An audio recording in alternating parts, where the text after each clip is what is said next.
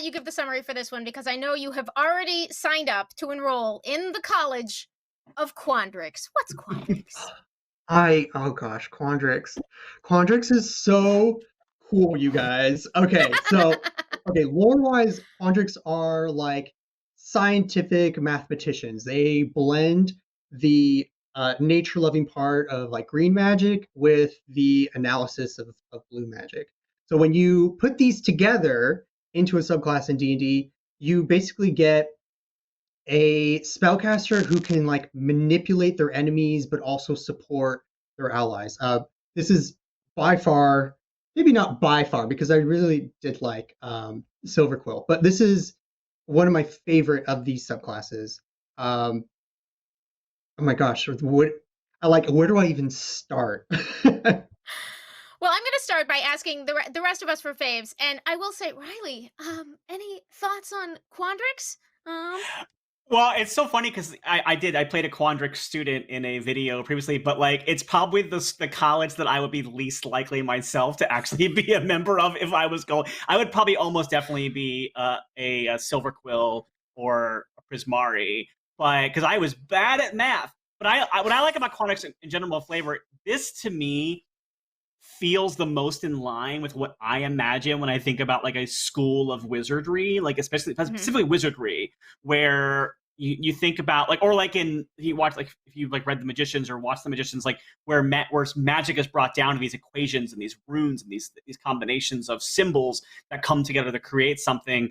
So it's the most, to me, learned class of magic versus, I mean, I guess Lorehold would kind of compete with that because you're learning history. This is like learning like how to hack the world, essentially. Like you're learning how to use math to like how to push physics beyond what it can do in an arcane way, which is really interesting. So I think that as a result of that, I think I like that there's like elements like quantum tunneling where it's like somehow almost like becomes like a pseudoscience as opposed to a magic in a way. Yeah. If you want to do some quantum tunneling, that is not an exaggeration. That's actually what the feature is called. You want to sign up for the Mages of Quandrix. I love this because I personally love like blends of magic and science and things. We can spend, and I love to have long debates about like, you know, is it more interesting to consider those as opposing forces or as like sufficiently advanced technology and distinguishable from magic? Or like there's a million approaches you can take thematically and philosophically to that stuff, but it's a very natural fit for a wizard college. I think, Riley, as you were saying, that like your abstract theoretical physicists, your pure research folks are often this corner making things stronger and weaker and bigger and smaller and changing probability. And I love the way they express this one. You do get a spell list with Quandrix right away. But I also love, your Quandrix spells immediately give you Guiding Bolt. And I don't know why, but to me, I was like, that's such a great flavor match for being like, I got real mathy, and now I'm just very good at making things find their mark. Like, it's that every time you've seen a trope of like the math kid being really good at pool because they figured out angles, like it's finding a way to put that into practice mechanically in the game. And I love that. I also studied science and math, so I want to be in every college. It's a problem. I'll be in that undecided class forever. You get functions of probability, so you can sort of have these subtle buffing. And what's the opposite of a buff? A debuff? Debuff. There's a word for it, though. Okay, it's just debuff. You get probability things that sort of buff and debuff. You get, again, some sort of movement-based powers, which I thought was a very interesting call for this one, but gives you a lot of interesting sort of in-battle things that aren't just math, thinky stuff. So those were all very interesting to me. Was there a feature, Michael, that you were most excited to play with? Yeah, I mean, I definitely want to point out that the spells that you get out of the subclass are incredible for a sorcerer. I've been playing a sorcerer for 2 years, and the Celestial subclass is my favorite simply because I get to pick Guiding Bolt on top of like Haste once I hit 5th level. Just the fact that you get these for free is amazing for sorcerers who are already pretty limited in their number of known spells. But my favorite of these, it's not even what I think is the strongest ability, but Velocity Shift you get it at level 6+. It's a really unique ability in that you can target allies or enemies, and then if there's someone who comes within 30 feet of you, you can basically just like teleport them away. So I just envision this spellcaster who's the barbarian is right beside them, and the barbarian's like, oh, I need to get in battle, get me closer, and you're just like, okay, and the giant rubber band just comes and you just fling them 30 feet away from you, and then they can use their movement to to run into the fray. I just think like the flavor of this subclass is just phenomenal, and mechanically it feels really finely tuned. I love it very much. And that quantum tunneling has a really interesting effect too that Riley picked out. Your mathematical expertise, this is the level 14 plus feature. Your mathematical expertise extends to altering the foundational equations of your very being. You gain resistance to bludgeoning, piercing, and slashing damage. Very helpful. Additionally, you can move through other creatures and objects as if they were difficult terrain. But you take 1d10 force damage for every 5 feet you move while inside another creature or object. If you end your turn inside a creature or an object, you're shunted into the nearest unoccupied space you last occupied. So you can basically use this to go through a wall or a cave wall, but if you don't make it all the way before the end of your turn, you pop right back where you started, which I love. And I love the fact that it's essentially a phasing ability, but at a cost. So you can make sort of a lot of really interesting decisions with that. And it's funny because I had just read Velocity Shift and I saw quantum tunneling, and I'm like, surely the teleportation one is the quantum tunneling. But then I got very delighted and surprised by what it actually was. And that this college is available to sorcerers and wizards. It seems like a good fit. Anybody got thoughts on like which classes are able to Quandrix? I think this was a pretty good fit in my opinion, because sorcerers are already bending the rules of magic, and that's what Quandrix is all about. And it's it's a very studious type college, so wizards is a good pick.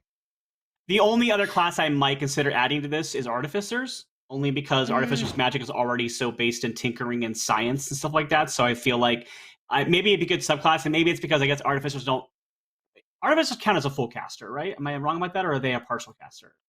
No, they're either a partial way, caster. Okay, maybe that's why then. Maybe it's hard to do a full caster subclass for a class that has a partial caster vibe to them. But I could see maybe a little bit of taking like 2 levels in artificer and taking like more levels in the rest of, and like as a sorcerer or wizard and inside Quandrix.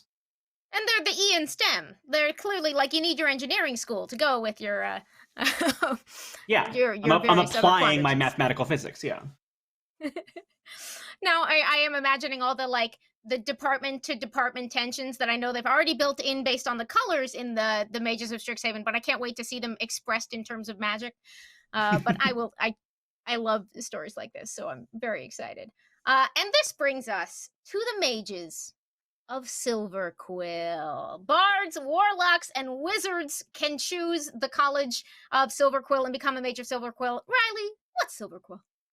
A Silverquill, from what I am reading, is basically the really cool like goth kids. Like it's basically it is essentially if Emily Dickinson had actual magical powers and was able to build a college for herself, like this is what this college is. It is a college that is all about the power of words, but it's not just about words, but it's about the light and shadow within those words and the gestures and stuff like that.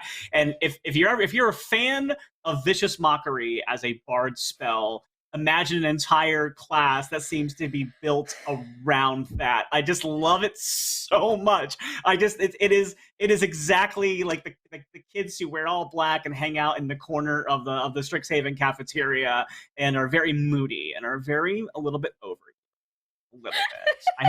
I have really deep poems that I have to get back to, and so I don't have time for your math problems, okay?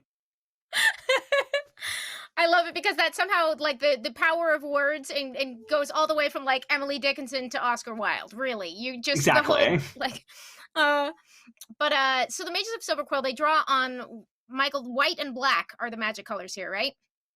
Yes. So the white magic kind of brings in like the sort of orderly kind of magic, but white is also about white has a lot of like buffing other creatures, so I think that gets blended into this subclass. And then black magic black mana tends to be more selfish but also debuffs enemies, so this whole subclass is all about like help your friends screw over your enemies. And I think it does a really great job of doing that. So you can see why Fiction. Bard sort of seamlessly. Yeah, somebody has to go. You can see why Bard sort of fits seamlessly onto this one because it is about cutting down your enemies and building up your friends or yourself. You get things right away. You get Eloquent Apprentice and Silvery Barb. So Eloquent Apprentice is going to give you a cantrip of your choice between Sacred Flame or Vicious Mockery and give you some proficiencies again. Deception, Intimidation, Performance, Persuasion, or Insight. Pick 2. And then you get Silvery Barbs, which is the foundation of a lot of what the rest of the Silverquill is going to do. I love the way that Silvery Barbs... I just love the way they choose names for these things because that can't be easy. They need to be memorable and distinctive, express what you're doing, match the theme, not have been used before. I don't know how they do it. And the fact that they got Silverquill, which is the white and black combination, into a, like, where they were probably sitting there being like, what's like Vicious Mockery but more. So Silvery Barbs are an offensive weapon and something kind of shiny and beautiful at the same time. You can invoke words laced with magic to demoralize your foes and turn their misfortune into a boon to bolster your allies. Immediately after a creature you can see within 60 feet of you succeeds on an attack roll, an ability check, or a saving throw, you can use your reaction to demoralize the creature. Unless the creature is immune to being charmed, it re-rolls the d20 and must use the lower roll. If that causes them to fail, you get like follow-on good effects from that, and a lot of other things attach and scale to both sides of that as you level up through Silverquill. So much as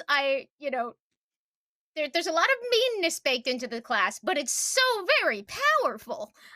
You can do so much with this. And I want to give a shout out to, I love Inky Shroud, because the Silverquills have this sort of, they have these cute little mascots that are made of ink that I can't wait to see how that plays out.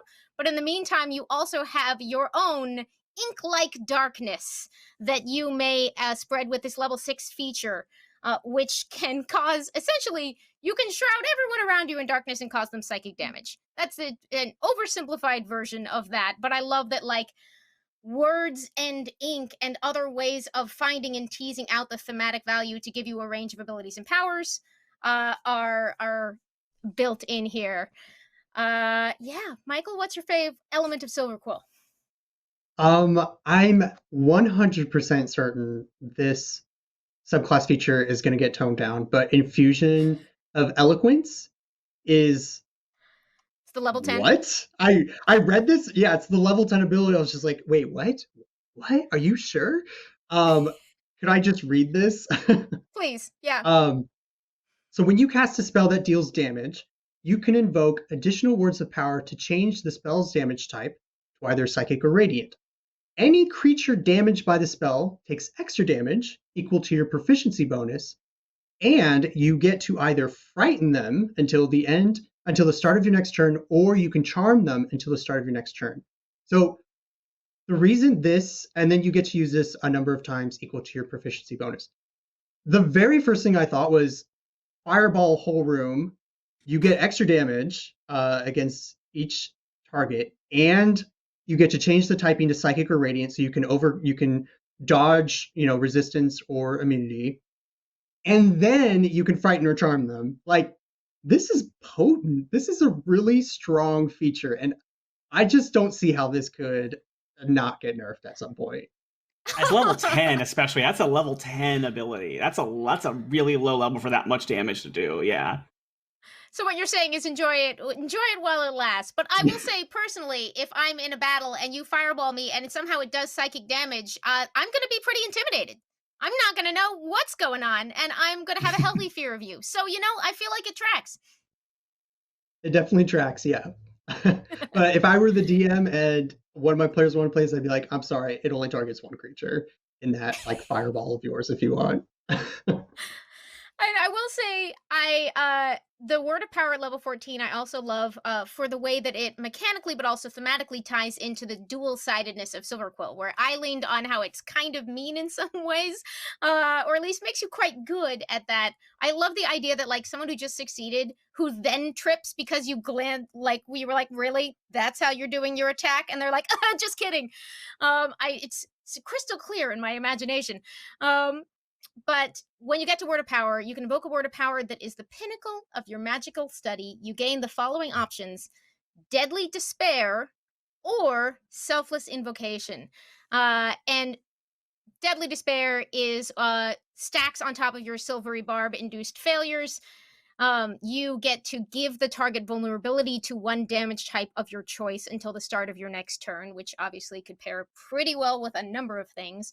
Or the other side of it, Selfless Invocation. When a creature you can see within 60 feet of you takes damage, you can invoke a Word of Power using your reaction to grant the creature resistance to that damage, and you take an amount of psychic damage equal to the damage that creature takes. And I thought that was a really interesting, very high level feature to sort of be like, it's not just you buffing your friends, it's you taking the wounds for them, which I'm not to sort of go into the poetic soul of it all, but like it's a pretty good expression of sort of these mixed sides of that like high level wordsmith emotional poet kind of portrait we have drawn for Silverquill. So I thought that was very cool, although boy, scary That's gonna hurt. to be like I hope you're quite buff by then. Yeah, it's definitely a very black mage ability. In Magic, a big part of black cards is that, you'll have really strong effects, but then you have to pay life. You drop your life total in order to, play the card. So I actually really thought they did well from a flavor standpoint for that one. All right. And finally, and with a great segue there, because this next college is all about trade-offs between life and death. It is probably the second most pure sciencey class of them, but it is an immediately very cool, thematically clear type. The Mages of Witherbloom. And Michael, what's Witherbloom? Witherbloom is a neat combination of, so green mages, they're all about life and taking care of plants and animals and making them stronger. But then black is all about killing them and sacrificing them in order to use other effects, and also resurrecting them so you can continue to fight with them. So Witherbloom is, I think, of all the colleges, this one, the students are going to be clashing quite a bit. Um, because they have what's really cute in the lore is their mascot are pests, and they're these, like, I would say they're like puppy-sized worms that have spikes. They're very difficult to tame, so they bite often. But Witherbloom mages can actually cause them to dissolve into life essence that they can then use to cast spells. So Witherbloom is a very interesting college, and I think that if you were to attend, like, oh, I just love nature, you're going to be kind of mortified once you meet your fellow students. I kind of love that because, of course, as you know, I love like soft and happy nature stuff. I am very much a forest kid, but like as we all know, nature is terrifying and very destructive. And so I love playing into both sides of that. So that very natural fit that druids would be Mage of Witherbloom. I would have been very surprised if that were not the case. The other one that you can be is warlock, and the idea of warlocks whose patrons are the colleges is so interesting to me because that's such a shift to the normal warlock relationship. But especially this college, clearly a good fit, where sort of here's the gifts of what I can do, here's the sort of corrupting or draining or destructive side of it, and here's what I'm going to do with that. Does anyone have? Oh, I will say probably my favorite feature in this one is the one that I assume is. Michael, correct me if I'm wrong, but like just a wonderful Magic the Gathering joke. You have an actual feature that you can tap. Yeah. Yes, and you can brew. It's a, So Essence Tap is the basic feature, and for those who haven't played Magic the Gathering, to draw on the resources of a card, you traditionally turn it sideways and you tap it. which if you happen to just be here for the D&D side of it, welcome. There's so much cool stuff to get into. Ravnica and Theros are also out there, and there's lots of great possibilities. But Essence Tap is your level 1 Mage of Witherbloom feature, and that is, as a bonus action, you can draw on a reservoir of life essence to empower yourself for 1 minute or until you use this feature again. And then that will give you a positive or negative effect as desired. Once again, you get a choice between 2 versions, which I love that so many of these subclasses have this built in. You can choose which side of your college's theme you're leaning into at every step, because they're all about those contrasts, those color combinations. And of course, you get a spell list to go with this, which is another study in contrast. You get Lesser Restoration and Ray of Enfeeblement. You get Revivify and Vampiric Touch. You get Blight and Greater Restoration. You get Anti-Life Shell and Mass Cure Wounds. So this one I thought mapped very neatly and excitingly onto sort of existing D&D structures. But Riley, did you have a fave element of the Mages of Witherbloom? I think I don't have a specific one that I think like jumped out to me, but I like the overall flavor of it. And I think that coming from Ravnica, it definitely, I can tell, like, even before looking at the colors, I could tell this was the same color combination as the Golgari Swarm, which is this great group that like thrives in like building a new world out of the decay and the death of things. And so I think, and it reminds me a lot of the Night Sisters in Star Wars. As a big Star Wars nerd myself, like it reminds me of these, like using like these dark and decay magics to kind of like build this thing and like this like balance here. So I was a big fan of that. And you actually said the thing that I was going to say about it, which is the combination of spells of like life and death and how they work in a balance. Like these things dying is part of the natural cycle of things. And so there's power in that, and that's really interesting to me. Michael, what do you think of the Witherbloom builds? I think this is a really great subclass when it comes to flavor. Touching on cure wounds, inflict wounds.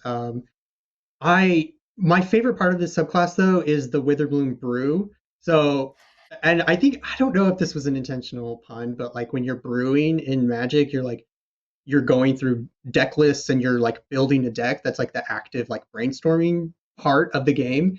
And I love the effects that are here. I'm pretty sure they'll probably get toned down, but just the idea that finally I can have my little cauldron and I can make little potions for my friends. Like I love that because I like the alchemist, but it didn't quite feel witchy enough to me. And I think that Witherbloom is that kind of like, oh yeah, I have moss in my hair and I smell bad, but here, drink this concoction. It's really good. Oh no, Michael, I love the hex blood, so now I need hex bloods brewing things up. Just being like, I love my hag mom, but I'm rebelling against my hag mom by going to college, but I'm going to go to college and make brews. So, it's that whole complicated, like, look, if you're not facing a life crisis, are you even going to college? Let's say. So we actually made it through. There's obviously much more. We didn't get to every feature of every subclass. But if anybody has a real quick question during these last minute or two, we might be able to get to there. But was there anything, Michael and Riley, that you were hoping we'd get to today that we didn't get to talk about yet? Or final thoughts on the Mages of Strixhaven in the Unearthed Arcana? Riley? I am curious. I think I said this off camera earlier. I think I'm really curious how non-Arcana based classes will fit into Strixhaven campaigns, or if this is a source setting that's going to be specifically more geared towards Magic users. I'm curious how that's going to work. So I'm excited to look more into this book and find out how the party structure of this setting is going to be. If it's a really big sea change for a typical D&D party building, or if it's going to be, if there are elements that are different. And also, like, can you be a Mage of Witherbloom but not take the Mage of Witherbloom subclass? Like, is it like, could you take like the spores druid element as opposed to taking this subclass? And so that's the thing that I'm curious about. So they have baited the hook for me, and now I'm very excited to see where it pulls me into. They baited the hook for me with Owl Friend in the corner, who my coworkers know I'm living exclusively for my Owl Friend as we learn more. Michael, what about you? Final thoughts on the Mages of Strixhaven Unearthed Arcana?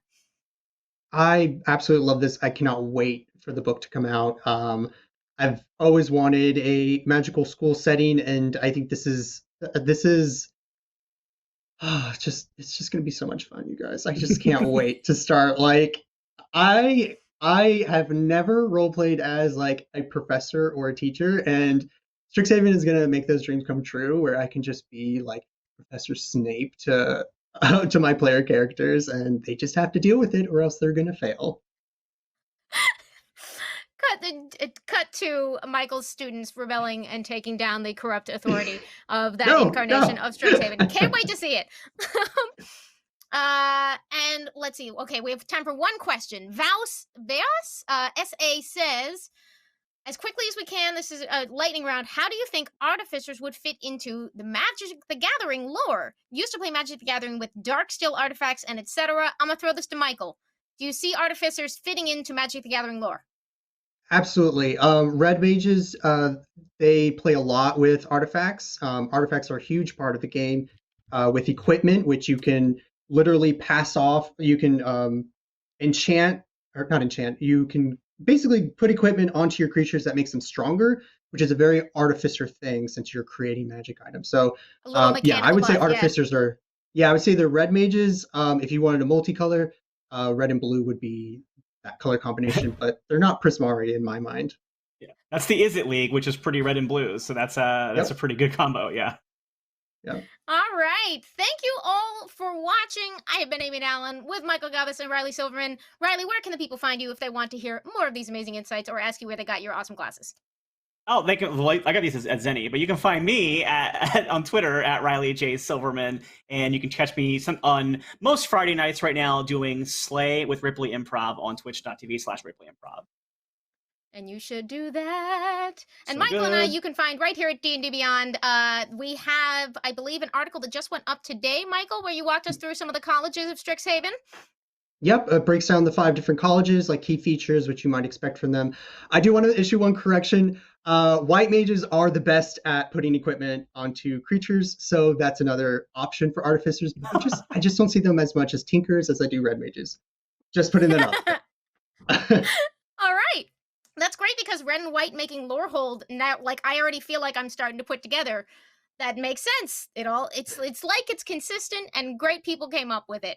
We're very excited to put this into play in our tables. I would love to hear how it's working for you all if you start dumping into this playtest material. Of course, we will let you know the second that we are able to have this up on D&D Beyond for everybody to play with at your tables. We will be very excited and we will shout about it. And we will see you next time on D&D Beyond. It's D&D.